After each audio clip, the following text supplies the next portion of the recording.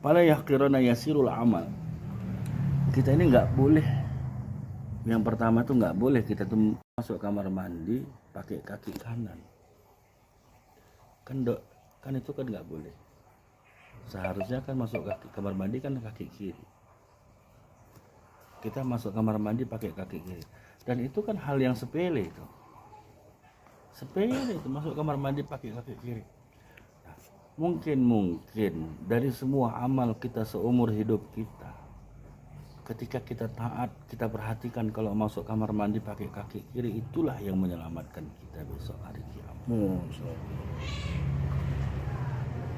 Nggak ada yang mustahil sama Allah. Karena surga itu miliknya Allah, neraka itu juga miliknya Allah. Yaghfiru liman yasha wa yu'adzibu man yasha. Allah akan mengampunkan siapa orang yang dia cintai. Dan Allah juga akan mengazab siapa yang dia kehendaki. Kita menanam bunga di dalam pot. Ketika itu kita menyiram bunga. Itu memang nggak ada di dalam kitab manapun menyiram bunga. Tapi apakah kita tahu ketika kita menyiram bunga dalam pot yang kita tanam, mungkin itulah yang mendatangkan ridhonya Allah Subhanahu wa ta'ala. Bunga itu tak bisa dia mencari minum. Kita udah memotong jalan rizkinya, dan rizkinya berada di tangan kita. Ketika kita memberikannya, mungkin itulah jalan Allah memberikan ridhonya kepada kita semua. Ada orang di masjid, kalau masuk dia kasih minyak wangi sekitar. Dia kasih minyak wangi sekitar. Amal kecil itu. Memberikan orang minyak wangi kalau masuk masjid. Mungkin besok hari kiamat yang dipandang sama Allah itu bukan sholatnya. Kita nggak tahu amal apa yang membuat kita masuk ke dalam surga Allah Subhanahu wa ta'ala. Kita kira kita ini udah sholat, udah hebat. Ternyata sholat kita nggak dipandang sama Allah Subhanahu wa ta'ala. Kenapa? Masalahnya hati. Hati kita ini masih penuh dengan kebencian kepada orang lain. Hati kita ini masih menyimpan dendam kepada orang lain. Hati kita ini masih ada kebencian kepada orang lain, sekalipun kepada musuh. Jangan benci kepada orangnya, bencilah kepada sifatnya. Kita ini terkadang terbawa benci kepada sifatnya, nengok orangnya pun tak mau. Nah, kalau kita tak suka sama sifatnya, udah jaga jarak, tapi jangan sampai memutus hubungan. Terus la yuhiddu li muslimin ayahjuru akhahu fawqa salasatil layal. Tak boleh kita mendiamin saudara kita sesama muslim 3 malam berturut-turut. Tak halal. Mungkin ketika kita menyambung silaturahmi dengan mereka, itulah ridhonya Allah. Datang cinta Allah kepada kita. Kita ini siapa? Siapalah kita ini? Seberapa hebat amal kita? Seberapa hebat salawat kita? Seberapa hebat tahajud kita? Kita kalau nggak terkoncing malam, mana mungkin kita bangun? Muka kita ini wajah-wajah ngeprank malaikat semua. Kita bangun malam, malaikat dah mau tulis ini mau tahajud, pikir baik, rupanya dia kencing tidur lagi. Ketipu malaikat 10 kita buat. Nah, itulah kita hari ini. Itulah besok yang mau kita bawa jumpa sama Allah Subhanahu wa ta'ala. Makanya kata Allah Subhanahu wa ta'ala,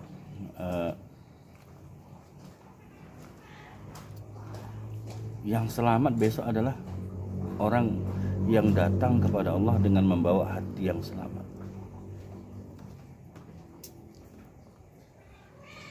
illa man atallah biqalbin salim la yanfa'un malun wala banun. Pada hari itu harta, anak nggak ada manfaat. Illa, kecuali man atallah, orang yang datang kepada Allah biqalbin salim, dengan membawa hati yang selamat, bukan membawa ibadah. Banyak orang besok datang bawa ibadah tapi mardud, ditolak sama Allah karena hatinya ada dendam, hatinya ada dengki. Kata Nabi, iyyakum wal hasad, hati-hatilah engkau dengan penyakit dengki. Fa innal hasadi ya'kulul hasanat kama ta'kulun narul khatab. Karena kedengkian itu akan memakan setiap kebaikanmu. Setiap amal baikmu akan dimakan oleh kedengkianmu. Kama ta'kulun narul khatab, seperti mana api membakar kayu yang kering. Kita hidupkan api, kemudian kita campakkan kayu. Apa yang terjadi? Semakin banyak kita campakkan kayu, maka semakin besar api berkobar.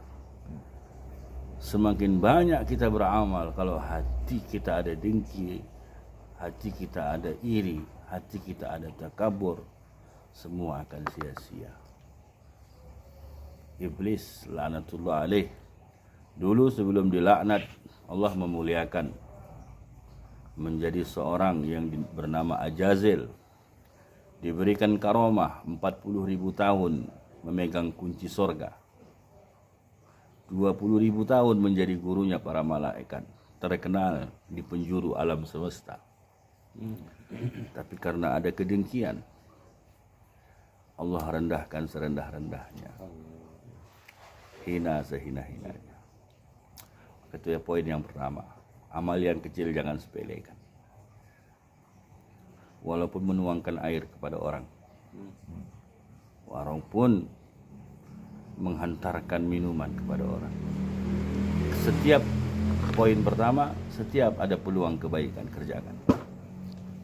Setiap ada peluang kebaikan, kerjakan. Jangan sampai kita ini tertinggal. Praktek langsung Ustaz. Insyaallah. Tabarakallah. Hidayah. Yang kedua. Wa akhfa sukhtuhu fi ma'siyatihi fala yastasghiranna ahadukum saghira dhanbi farubbama fihi sukhtu al-bari wa huwa la ya'lam. Yang kedua, Allah menyembunyikan kemurkaannya dalam setiap maksiat yang kita kerjakan. Maka jangan pernah kau sepelekan dosa kecil. Mungkin di dalam dosa kecil itulah yang menyebabkan engkau terpeleset masuk ke dalam neraka. Mungkinlah disebabkan dosa kecil itulah yang menyebabkan datangnya murka al-bari Allah Subhanahu wa taala. Disembunyikan sama Allah murkanya dalam setiap dosa-dosa yang kita kerjakan. Mungkin kebencian Allah kepada kita itu ketika kita masuk kamar mandi pakai kaki kanan. Mungkin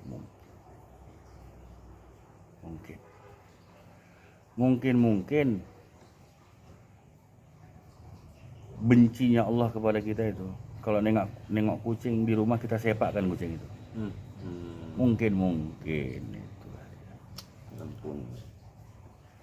Mungkin kebencian Allah kepada kita itu kalau ada ayam masuk ke teras kita serambang. Mungkin itulah yang menyebabkan Allah murka sama kita. Nggak tahu kita. Dan kita ini diperintahkan berbuat baik bukan hanya kepada manusia. Bukan hanya kepada manusia. Dan sedekah itu bukan hanya kepada manusia. Kita memberikan makan kepada peliharaan kita juga dihitung sedekah.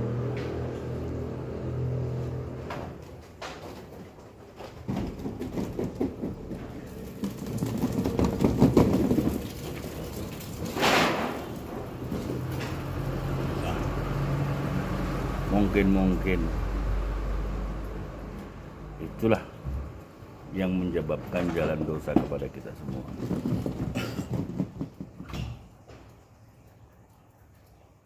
Maka jangan pernah kita sepelekan hal-hal kecil itu. Jangan pernah Kita merasa Allah dosa kecil kok. Allah dosa kecil. Allah dosa kecil. Nah, ini masalah. Tapi ketika kita khawatir dengan dosa kecil, itulah yang luar biasa. Itu poin yang kedua. Poin yang ketiga, wa akhfa du'ahu fi ijabatihi fala yahqirana ahadukum yasiru du'a falirubbama wafaqal ijabah wa huwa la ya'lam. Yang ketiga itu Allah menyembunyikan ijabahnya di dalam setiap doa yang kita panjatkan. Jangan pernah kita sepelekan doa-doa yang pendek itu. Mungkin di doa yang pendek itulah waktu diijabahnya doa kita. Sembunyikan. Kita doa selepas sholat panjang 14 meter. Dan kita mau makan baca doa Allahumma barik lana fi ma razaqtan. Umpama. Mungkin doa itulah Allahumma barik lana itulah yang dikabulkan sama Allah. Kita doa setiap malam selepas tahajud 1 jam. Tapi mungkin doa ketika kita keluar dari kamar mandi, ghufranak, itu yang dikabul sama Allah Subhanahu wa taala. Kita nggak tahu tuh mana yang doa yang dikabulin sama Allah. Artinya apa? Kita ini punya senjata dikasih sama Allah, doa. Apalah salahnya ketika kita memulai amal kita ini, kita awali dengan memohon kepada Allah, izin kepada Allah. Kita kalau ingin memakai barang seseorang, barang saudara kita, bisa nggak izin pun bisa. Tapi alangkah baiknya kalau izin. Kita bertamu ke rumah orang, walaupun tuan rumah sudah mengatakan anggaplah ini sebagai rumah sendiri, nggak marah dia kita pakai tempat duduknya untuk duduk. Tapi kalau seandainya kita berizin kepadanya, izin kami mau duduk di sini, ini hal yang sangat luar biasa. Mungkin tuan rumah mengatakan luar biasa adab orang ini, luar biasa adab orang ini. Begitulah kita yang tinggal di kolong langit yang punya Allah ini. Kita ini kan merasa kita punya. Ini adalah punyaku. Mana yang bukan punyaku coba? Kalau ditanya sama kita, apa yang punya kita? Jangan cerita harta kita, rumah kita, tanah kita, mobil kita. Bahkan diri kita aja kita nggak bisa memilikinya. Kalau kita merasa memiliki diri kita, cobalah tahan supaya badan tidak tua, rambut tidak putih, gigi tidak rontok, mata tidak kabur. Bahkan yang lengket dalam diri kita pun kita nggak bisa menahannya. Konon naga yang lepas daripada badan kita ini. Nah, ada semuanya milik Allah. Maka ketika Allah bertanya kepada Musa alaihissalatu wassalam, Allah katakan, ya Musa, ma fi yadika, ma fi yaminika, apa yang ada di tangan kanan? Kata Nabi Musa, hiya asaya, ini tongkatku, ini tongkatku. Nah, ini kata-kataku di sinilah yang Allah tidak suka. Ini punya aku. Dengan ini aku bisa mengangon kambing, dengan ini aku bisa mengambil ranting untuk memberikan makan kepada kambing-kambingku. Kata-kataku di sinilah yang Allah tidak suka, merasa kepemilikan, padahal semuanya adalah milik Allah Subhanahu wa taala. Maka ketika itu Allah katakan, Musa, coba kau lempar tongkatmu dulu sebentar. Maka ketika dilemparkan, tongkat itu berubah hayyatun tus'a, menjadi ular yang sangat besar. Sehingga Nabi Musa itu lari, takut dengan ular yang pada hakikatnya adalah miliknya. Artinya apa? Sesuatu yang kita sayangi, yang kita jaga, yang kita cintai, yang kita milikin, besok pada hari kiamat akan dipertanggungjawabkan. Bahkan kalau kita lupa berbagi, tukwa, dibakar dia pada hari kiamat dan akan disetrikakan di atas punggung-punggung kita. Nabi Musa lari daripada tongkatnya, sehingga Allah menganggap mungkin selesailah pelajaran untuk Musa. Sehingga Allah katakan, jangan takut, ambil aja tongkat itu. Maka ketika diambil, berubah lagi menjadi tongkat. Begitulah Allah memberikan pendidikan kepada kekasih-kekasihnya, supaya membersihkan hati-hati kekasihnya itu daripada sifat kepemilikan. Kita orang yang beriman, bodoh kalau kita mau memiliki. Belajarlah kita untuk tidak memiliki. Belajarlah kita untuk apa-apa yang kita miliki itu adalah titipan. Belajar kita bagaimana tidak mencintai sesuatu yang Allah titipkan. Karena ketika cinta itu tumbuh, kita tidak akan pernah rela berpisah dengannya. Ketika kau cinta dengan kendaraanmu, jangankan dipinjam, disentuh orang pun kau tak akan rela. Apalagi kau berikan dia kepada orang lain. Ini adalah masalah cinta. Cinta itu luar biasa. Cinta itu akan mengubah segala sesuatu. Segala sesuatu akan dia ubah. Bahkan orang tuamu bisa salah kau buat karena cintamu. Nah, kemudian janganlah sepelekan doa itu. Mungkin doa ketika kita mau minum itulah yang dikabul sama Allah Subhanahu wa taala. Dan kita harus berbaik sangkalah sama Allah. Baik sangka aja sama Allah. Mudah-mudahan dengan sangka baiknya kita, apa-apa yang kita minta sama Allah dikabul sama Allah. Nah, kemudian yang terakhir, yang keempat, wa akhfa walihi fi ibadihi fala yahqirana ahadukum zuttamrain isnain fala'allahu wali Allah wa huwa la ya'lam wa huwa la ya'lam.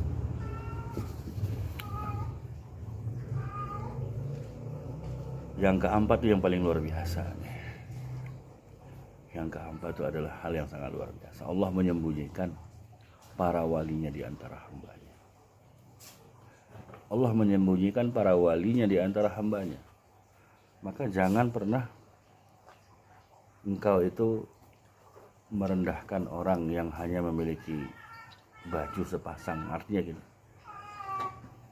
ada orang bajunya compang-camping, ada orang bajunya gembel, penampilannya ngeyel. Wah, ini kan nggak level kita ini, gabung ini bajunya kumuh, bajunya jelek, mau gabung sama kita. Ada orang yang hari ini masih memperhatikan kostum, Mungkin dia itulah walinya Allah yang disembunyikan. Kita nggak tahu siapa walinya Allah di antara kita. Mungkin tampang kita macam kiai, tapi di mata Allah kita ini seperti setan. Kita nggak tahu, mungkin orang-orang yang menjaga parkir di sana itulah para walinya Allah. Apa kita tahu dikala kita tidur membangkong, dia malam bangun meneteskan air mata karena takut kepada Allah. Ini adalah sesuatu hal yang disembunyikan oleh Allah. Mungkin orang-orang yang mengutip barang-barang sisa sampah, tapi hatinya tulus. Dia mengangkat tangannya di sepertiga malam akhir, menangis kepada Allah Subhanahu wa taala. Kita ini yang tampang kita macam kiai, macam malaikat, hati kita keras, air mata kita kering untuk menangis kepada Allah Subhanahu wa taala. Kita yang udah ngaji, tapi air mata kita nggak mau mengalir, ibarat mata air yang udah kering. Tapi mereka, orang-orang yang kita anggap rendah, tapi air mata mereka itu terus mengalir bagaikan mata air. Inilah orang-orang yang disembunyikan oleh Allah Subhanahu wa taala. Maka Allah menciptakan kita itu dengan sepasang mata. Alam naj'al lahu ainain. Bukankah engkau telah kami berikan sepasang mata? Kalau ditanya sama kita, kenapa sepasang? Iyalah supaya sempurna. Kalau orang mata satu mungkin dajjal dia. Tapi sepasang mata, jadi pandangan bisa luas. Tapi pada hakikatnya bukan pandangan itu yang luas. Tapi maunya Allah dengan sepasang mata, ada mata kanan, ada mata kiri. Mata kanan ini hanya untuk melihat kebaikan orang. Mata kiri melihat keburukan diri sendiri. Jangan dibalik. Ketika kita berbalik mata ini, mata kanan untuk melihat keburukan orang, mata kiri melihat kebaikan diri sendiri, yang timbul ana khairum minhu. Aku lebih baik daripada dia. Na'udzubillah. Kalau sempat dalam hati kita ini, aku lebih baik dari dia, aku lebih kaya dari dia, aku lebih pintar dari dia, aku lebih mulia dari dia. Baca istighfar, iblis sudah bersarang dalam hati. Ya Allah. Ketika Allah katakan, ya iblis, ma mana'aka an tasjuda lima khalaqtu yadai. Kenapa kau tak mau sujud dengan apa-apa yang telah aku ciptakan dengan kekuasaanku? Iblis mengatakan dengan congkak angkuh, ana khairum minhu. Aku lebih baik daripada Adam. Khalaqtani min nar wa khalaqtahu min tin. Aku kau ciptakan daripada api mulia, sedangkan Adam kau ciptakan daripada tanah yang rendah. Kalau seandainya kita masih melihat orang buruknya, berarti kita ini adalah orang yang paling buruk hidup di atas dunia ini. Ketika kita melihat ada orang yang buruk, itulah cerminan diri kita. Al-mu'minu mir'atu akhih. Mukmin itu adalah cerminan mukmin lainnya. Kalau seandainya ada saudara kita yang masih hari ini belum hijrah dia, belum sholat dia, jangan hujat dia. Tapi ikramlah dia. Karena itulah cerminan diri kita sendiri. Dulu sebelum datang hidayah Allah, kita ini lebih rendah daripada mereka.